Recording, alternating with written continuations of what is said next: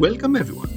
My name is Nikos, aka Sephir, and this is Out of the Box, EDH. Continuing my unique builds with the Final Fantasy commanders, today we will talk about Gogo, Master of Mimicry, a mysterious character from Final Fantasy VI. Let's see what Gogo has to offer. 3 CMC, Mono Blue, 2/4 Wizard. See, we don't even know if it is human. XX and tap. Copy target activated or triggered ability you control X times.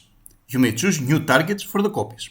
This ability can't be copied and X can't be 0. Basically, what we have here is a more powerful strionic resonator in our command zone. There are plenty of ways to build Gogo, but we will focus in 3 themes. The first one is land ramp.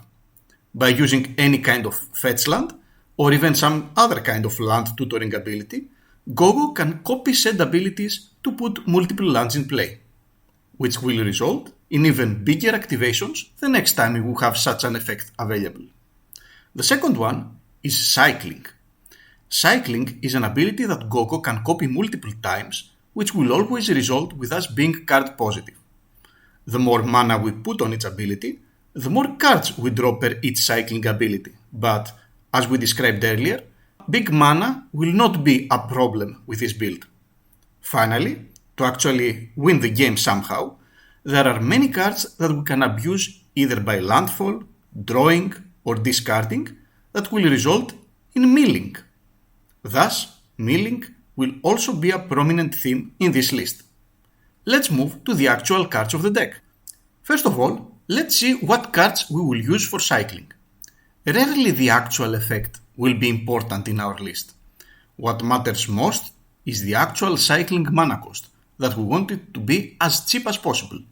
Thus, we will use cards like Curator of Mysteries, Backslide, Censor, Mage's Guile, Hieroglyphic Illumination, Frostveil Ambush, Boon of the Wish Giver, Lorien Revealed, Compelling Argument, that is also a mill card, Lonely Sandbar, and Ash Barrens, our major cyclers for just 1 mana.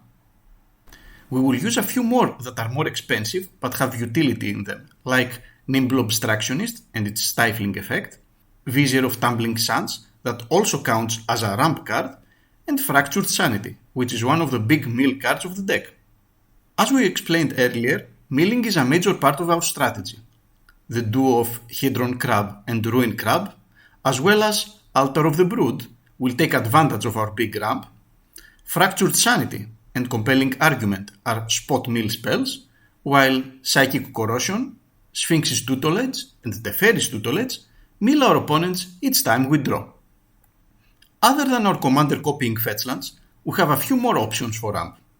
Dreamscape Artist's ability is an excellent one to copy, while we will also use the usuals Sol Ring and Arcane Signet, but also Thran Turbine, that essentially provides a free use of Gogo at the beginning of our turn. We have even more reducers though. Sapphire Medallion makes everything we cast cheaper, Training Grounds and Hearthstone make our Gogo activations cheaper, while Fluctuator and New Perspectives can turn the cycling cost of our cards free. We have plenty more ways to abuse our mechanics. Teferi's Ageless Insight, Alhamaret's Archive, and Thought Reflection double our draws. Hasm Skulker, Toothy, and Teferi Temporal Pilgrim can grow very huge, very fast. Wizard's class last level also has a similar effect. Psychosis Crawler is a serious threat for the table, and All-Seeing Arbiter can provide defenses each time we discard a cycled card. Monument to Endurance and Currency Converter can create card advantage, ramp, or bodies through our discards. Drake Haven can turn our discard into drakes. Mindcrank can turn any damage dealt to the table into extra mill, while finally Undead Alchemist can turn our mill into massive board presence that will result in even more mill. We play mono blue, so we run a decent amount of protection. The usuals An Offer You Can't Refuse, Swansong, Arcane Denial, and Counterspell are our counters of choice, while March of Swirling Mist can be used defensively or offensively. We will run a propaganda to discourage attacks towards us, while escape protocol can be a nice way for our staff to avoid targeted removal.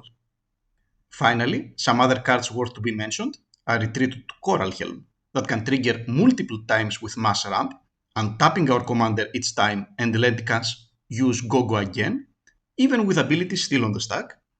Amulet of Vigor, that will mostly allow our fetched lands enter untapped, and Bag of Holding, that can be used as a mass recare option for every card we cycled.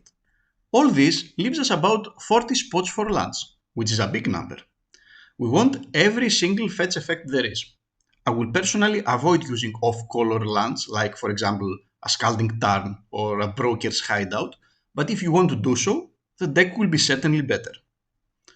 I will use Prismatic Vista, Fabled Passage, Escape Tunnel, Evolving Wilds, Terramorphic Expanse, Promising Vein, Myriad Landscape, Sire Terras, and finally, Thawing Glaciers. We will use tools like Maze of Ith, Academy Ruins, Reliquary Tower, and Urza Saga. And if we want to add a game changer, a staple wincon in the name of Field of the Dead. This leaves us about 22 lands for basics, a big number, necessary since we will ramp them en masse. We will split them into basic islands and snows for Field of the Dead purposes.